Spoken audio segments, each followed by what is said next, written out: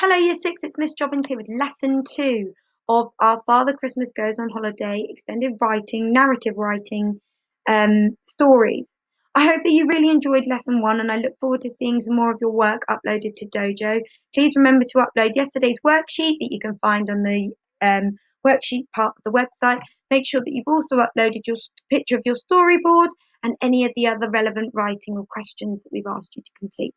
Today, in Lesson 2, we're going to be identifying features of a narrative text. As you know, we've got these new spelling starter activities. Today, you need to write down on your whiteboard a super sentence for each of these statutory spelling words. So asking them to put them in a super sentence. Can you add in some adjectives and conjunctions also to make them super exciting?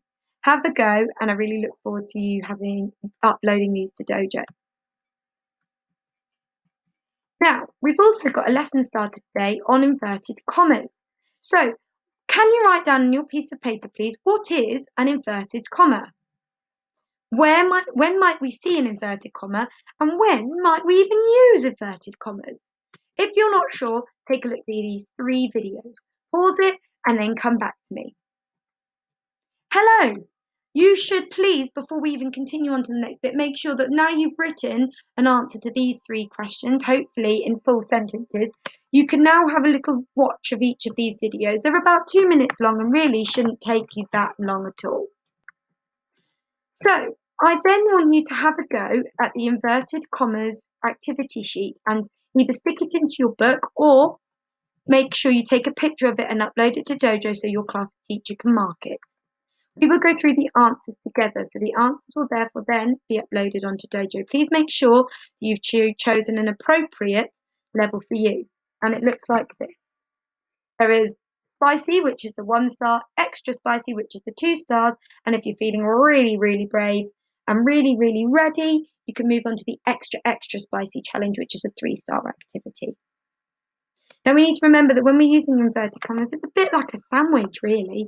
You have the bread, which is an opening speech mark. So you then have the ham or the tuna, whatever you like in it, is our capital letter. Then you have maybe the middle bit. You might add some cheese or some mayo, which is the speech. Then you've got maybe a bit of salad, a bit of lettuce, something nice, which is our punctuation. And then you've got the other piece of bread to make it into that delicious sandwich, the closing speech marks.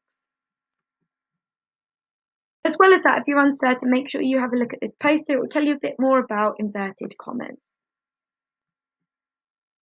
So, to recap in today's lesson, you need to time yourself 1 minute and you need to summarise the story that we watched yesterday. Perhaps you can tell us what are the key events, who were the main characters, what was the plot, so what was the story line, and what was the dilemma, the problem. Can you also recall what is a story map? Why might they be useful in narrative writing? And also, can you retell the story to somebody maybe in your house? Maybe if you're at home, can you recall a friend or a family member and tell them the story? Or maybe you'd like to rewrite the story out as well as having a go at summarising it. Maybe you'd like to rewrite it out in as much detail as you possibly can. You can use your summary that you've just written and also your story map. Please make sure that you upload all of these to Dojo. Now, as you can see, we're also using our Vipers here to have a go. It will then remind you what is a narrative text. The narratives tell us stories. Don't forget, you can always watch these videos again just to remind yourself. And we know that the features of a narrative text are shown here. You need characters, setting, an opening, a build-up, a dilemma, a resolution, and a closing. Make sure that you read these very, very carefully and in a lot of detail so you're not behind or stuck on anything. Now, the things to remember, I'm not going to read through every one of these, but please make sure that you've read through them and that if you've got any questions at all, that you please contact your class teacher. Now, we know the 5 senses here where it says 5 senses, we know that is touch, taste, hear, smell, and feel. We've all got sentence openers. I don't know why it says opens, but sentence openers such as fronted adverbials, the ly words. You can also have things like time connectives. You can also have things like all of a sudden, in the dead of night, all of those sorts of things. If you're stuck, you can always do a bit of research at home as well. And don't forget our a forest and descriptive and emotive words. They're ones that get the person really thinking, that adding that extra bit of information, maybe some expanded noun phrases. Maybe you could also include aphorus, which is alliteration, fronted adverbials or figurative language, onomatopoeia, repetition and rhetorical questions. You've also got emotive language, similes and metaphors, and RT, which in this case we're going to call it time connectives. Also make sure that you use appropriate vocabulary for the story genre.